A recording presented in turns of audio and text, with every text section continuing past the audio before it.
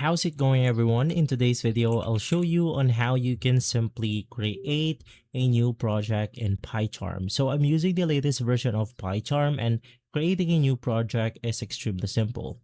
Basically, off the get-go, after opening up PyCharm, you will have the ability to select these options, which is to clone a repository, open up a folder or project, remote development, or we have a new button. So if you want to create a new one, just click on the new button right here, and then you have the new project, new script, or new notebook.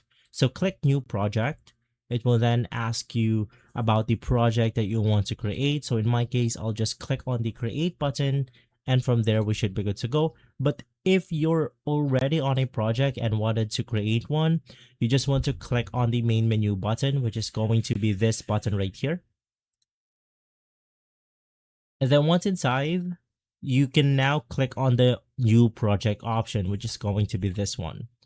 And so guys, if this video has been helpful, leave a like, subscribe, and follow us for more videos like this. Thanks for watching.